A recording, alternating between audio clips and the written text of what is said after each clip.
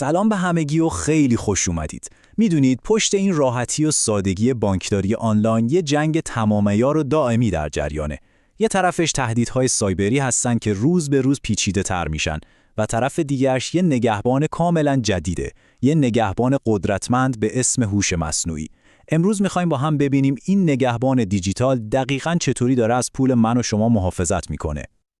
خب هممون عاشقیم که با چند تا کلیک ساده همه کارهای بانکیمون رو انجام بدیم، مگه نه؟ ولی راستش رو بگید، تا حالا از خودتون پرسیدید که پشت این راحتی پول شما واقعاً چقدر در امانه؟ اصلاً چی داره از دارایی‌های دیجیتال ما محافظت میکنه؟ برای شروع بیایید بریم سراغ میدون نبرد. دنیای مالی دیجیتال امروز بیشتر از هر زمان دیگه‌ای با تهدیدهای جدید و پیچیده روبرو شده. ببینید، هر سرویس بانکی جدیدی که آنلاین میشه، انگار یه در جدیده که به روی هکرها باز میشه. این راحتی که هممون بهش عادت کردیم، یه هزینه پنهان داره. ما رو مستقیم میذاره جلوی خطراتی که شاید قبلا اصلا وجود نداشتن. و اینها دیگه داستانهای علمی تخیلی نیستن، واقعیت روزمره‌ان. از کلاهبرداری‌های خیلی گسترده گرفته تا اون ایمیل‌های فیشینگ فریبنده‌ای که فقط منتظرن شما یک کلیک اشتباه بکنید. هر کدوم از اینا میتونه به یه فاجعه بزرگ، یعنی نشت اطلاعات، ختم بشه. اما خب وسط این همه تهدید و خطر یه قهرمان جدید هم داریم.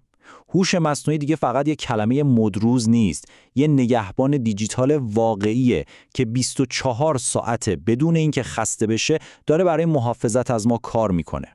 هوش مصنوعی اینجا دقیقاً مثل یه کاراگاه دیجیتال خیلی باهوش عمل میکنه، اما با یه تفاوت خیلی بزرگ. به جای اینکه بعد از اینکه جرمی اتفاق افتاد وارد سهله بشه، الگوها رو تحلیل میکنه تا جلوی جرم رو قبل از وقوعش بگیره. یعنی یه دفاع کاملاً پیشگیرانه. خیلی خوب، این نگهبان دیجیتال ما دقیقاً چه ابرقدرت‌هایی داره؟ بیایید با هم ببینیم هوش مصنوعی تو عمل چطوری داره از حسابای بانکی ما و شما محافظت میکنه. قدرت واقعی هوش مصنوعی تو گستردگی کاربردهاشه. مثلا همین تشخیص ناهنجاری رو در نظر بگیرید. یعنی سیستم 24 ساعت رفتار شما رو زیر نظر داره و به محض اینکه یه فعالیت غیر عادی ببینه، مثلا ورود از یک کشور دیگه، فوراً هشدار میده. یا احراز هویت که با استفاده از چهره یا اثر انگشت شما مطمئن میشه که این واقعاً خودتون هستید که دارید وارد حساب میشید. این یعنی امنیت لایه به لایه داره قوی‌تر میشه. و ببینید اینا فقط در حد تئوری و حرف نیست. آمار و ارقام واقعی نشون میده بانک‌هایی که رفتن سراغ ابزارهای هوش مصنوعی تونستن کلاهبرداری‌های آنلاین رو تا 40% کاهش بدن. 40%. این عدد واقعاً فوق‌العاده است و خیلی خوب نشون میده که تأثیر این تکنولوژی چقدر ملموس و واقعیه.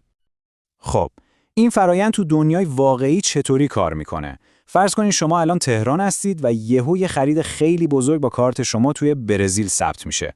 هوش مصنوعی فوراً این الگو رو به عنوان یه چیز غیرعادی و ناهنجار تشخیص میده، در جا تراکنش رو مسدود میکنه و همون لحظه برای شما یه هشدار میفرسته. همه این اتفاقات تو کمتر از 1 ثانیه میفته. فوق العاده است، نه؟ اما این نگهبان دیجیتال هم کاملاً بی‌نقص نیست. میدونید که هر قهرمانی یه نقطه ضعفی داره و حالا وقتشه که به چالش‌ها و خطرهای خود هوش مصنوعی هم یه نگاهی بندازیم.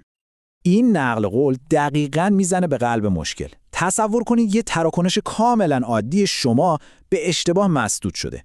وقتی از بانک دلیلش رو میپرسید، اونها هم جوابی ندارن. چرا؟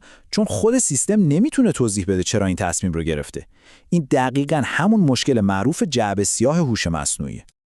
حالا شفافیت الگوریتمی یعنی چی؟ خیلی ساده است. یعنی اینکه ما بتونیم بفهمیم هوش مصنوعی چطوری و چرا یه تصمیم خاص رو میگیره. بدون این شفافیت چطور میتونیم مطمئن باشیم که سیستم دچار سوگیری نیست و تصمیماش همیشه عادلانه است؟ پس ما اینجا 2 تا راه داریم.